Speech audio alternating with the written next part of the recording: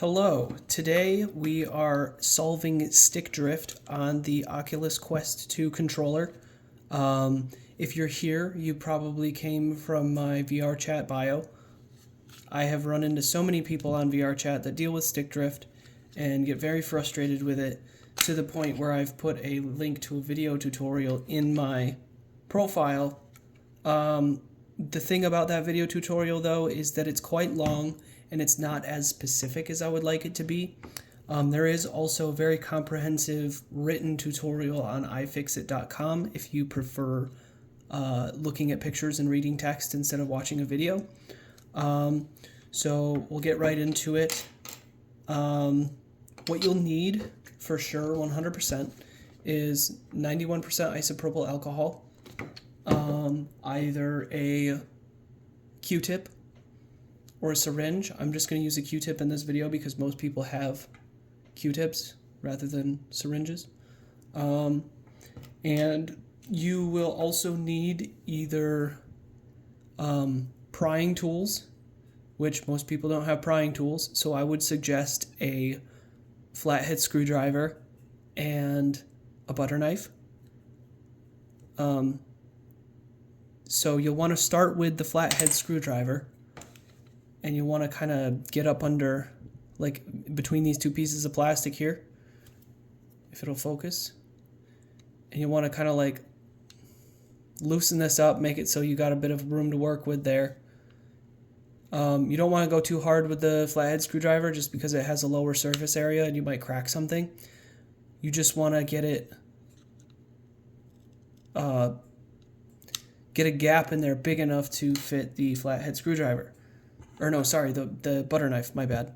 And then with your butter knife, you would go under further and just kind of like gently rotate it, use leverage to separate it even further. And you want to go all around. If you hear any like popping noises, those are clips under this piece of plastic, and those will pop free as you go. And it might be a little bit more challenging than it is in this video just because I've done this before to this controller. Usually what happens with stick drift on these particular controllers is that dust and dirt will get into the sensor and make it dirty and make it so it doesn't read inputs properly. There is some cases where the sensor itself gets damaged, and that isn't curable unless you replace the joystick. But replacing the joystick is always going to be way less expensive than buying a new controller. I will have a video soon detailing how that is done because there's a few controllers that I need to replace joysticks with. But once you get to this point, it's kind of free here. You just want to like slowly and gently pop it out. And this nub here, that was the final pop that you heard. This nub here clicks in to this port. So now that you've got the roof off of it, so to speak, you want to carefully, very carefully, and also be very careful of the spring too. You want to very carefully pull on this joystick cap, okay? You don't want to be too forceful with it. There's a little spring, I don't know if you can see this, but there's a little spring under this joystick cap, and that is very important. That is the sensor that tells you, or that tells your machine whether or not your thumb is touching or hovering over the stick. It's very important for different hand gestures and such. So you want to very carefully pop this cap off. Sometimes it will stay stuck to the joystick, like so. You want to be very careful with that. And so what you're going to do is you're going to take your Q-tip and you're going to saturate it as fully as you can with the isopropyl alcohol. Let's see here. You want to saturate, you want to get it real nice and soggy. Then you want to take your assembly here. You want to turn this off to the side. If you can see, it's very difficult to see in there. If you can see, shit. Now let me get a zoom in here. Apologies for the cat hair. If you look hard enough, you'll see like this little space down in there. You want to saturate that with the isopropyl alcohol. You want to get like a good bit in there.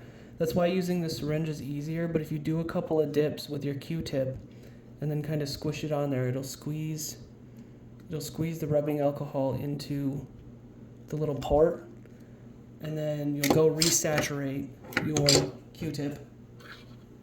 Because the goal here is to get the isopropyl alcohol as deep down into that little crack as possible without flooding the rest of the components in this assembly here.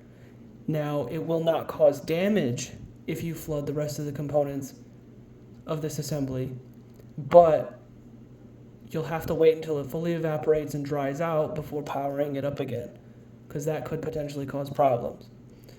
So once you've got it like real nice and saturated in there, got a healthy amount of isopropyl alcohol, apologies for my nails, Jesus Christ. So once you get it nice, good and saturated, get enough squeezed in there, you'll see it'll be pretty wet. Phrasing. At that point, once you've got a healthy amount in there, you put this cap back on. Make sure to have it lined up properly. And then you've got it back on like that. And you just want to work it around. Press it a few times. Apologies again for my nails. I've had a busy day. And if you've got like hairs in there, it's best to pick them out as much as possible. You just have to be very mindful of that little spring. Because if you break that, you won't be able to do any gestures that involve having your thumb on or above the joystick. So you just want to keep working it around for a good little while, both directions. I would highly advise against following anybody's advice if they recommend you use WD-40. That is not a good option for this fix. Some people have used dielectric grease. I prefer the isopropyl alcohol method because that just kind of clears out any debris, whereas dielectric grease will collect more debris. I apologize for saying it that way. But yeah, you just want to work it around after getting a good healthy amount of alcohol in there. And most of the time, this fix will deal with your problem. I have not come across a Quest controller that hasn't had this fix work. I might be lucky. We'll just have to see, I suppose. So I think we're good on that. And then for reassembly, literally all you have to do is line up. Oh shit, I'm still zoomed in. My bad. Sorry. You just line up the holes with their respective places. You don't want to be too forceful with it, phrasing. And you just kind of want to pop it back in there gently.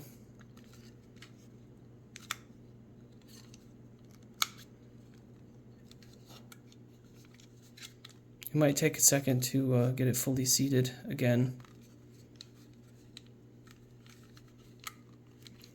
You also want to be very mindful of this seam here when you're popping it apart, because this is pretty weakly attached to the rest of the assembly. You don't want to accidentally break that, or else you're kind of screwed.